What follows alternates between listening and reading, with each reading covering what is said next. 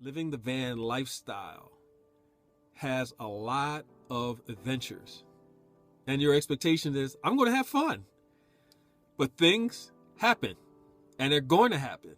And who are you going to be, or what are you going to be, and how are you going to be when it does? So I jumped out, I looked at the wheel, the tires in the back, and they went down into the sand. I was like, all right.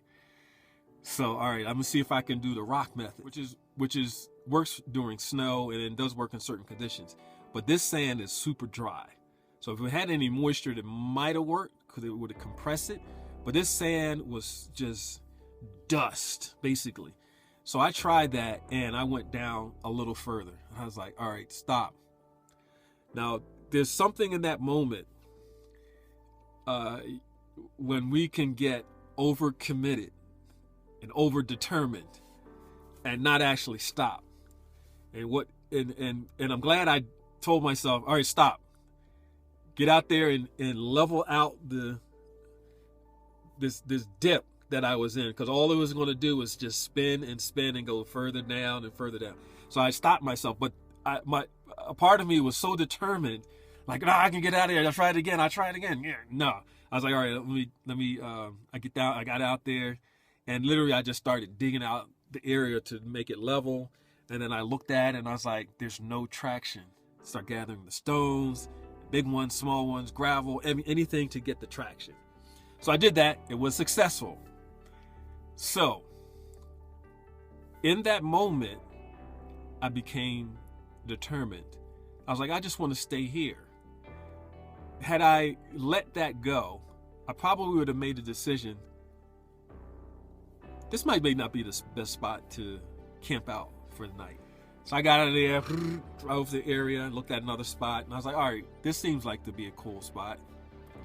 And then I went there, I got in, and it was just about level.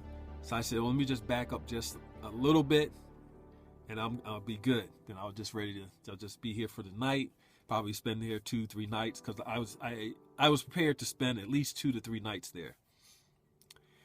So I went back for about a couple inches, and the same thing happened in that spot.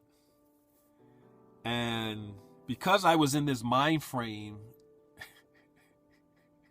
of being determined, of being there in that area, I became determined to get myself by doing the rocket method. And I didn't stop like I did before. Oh, no, this should be easy, bro. I dug myself in worse than I did at the other spot.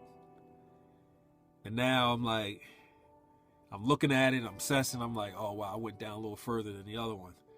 So I proceeded to do the same thing that I did on the other spot. Dug it out, leveled it out. It took a while, maybe about almost an hour, to get everything dug out and level, and making sure the pipes underneath and the water tank's not hitting anything. So, and then I said, you know what? You're already tired. It's time to eat. You're dusty now.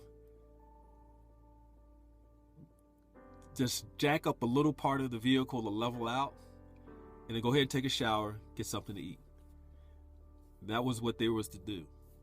After I went to bed, I kept waking up, I don't know, maybe every 2 hours, because the determination of the mind was still active. It was active because it wanted to control the situation. It was not in my control. I don't control the sand. And at this moment, I can't control the weight of the vehicle. Right? So what in the world am I going to control? It was like the determination became an annoyance, and it became a physical sensation. And so that's what kept waking me up, because it was like physically present for me. So I'm like, you guys just gotta let this go. So I did some chanting. I calmed the thoughts down, tried to, in that moment, to reduce and get into a meditative mindset. But the determination was super strong. What is the other option that's present here that you haven't entertained? So I said, oh, I could call the insurance company for them to bring out a tow vehicle to winch me out, to pull me out. You know, a lot of times we allow our mind to just govern how we want to be, how we want to feel, and as opposed to the other way around.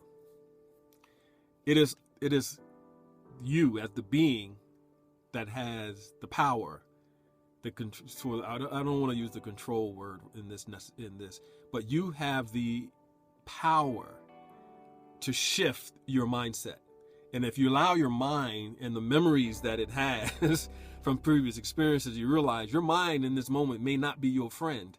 And you have to bring your being and say, hey, there's what there's to do. Yeah, I know we had some past experiences that says otherwise. And that's not relatable right now because we don't know what the outcome is going to be. And our best opportunity right now is to stay in the flow.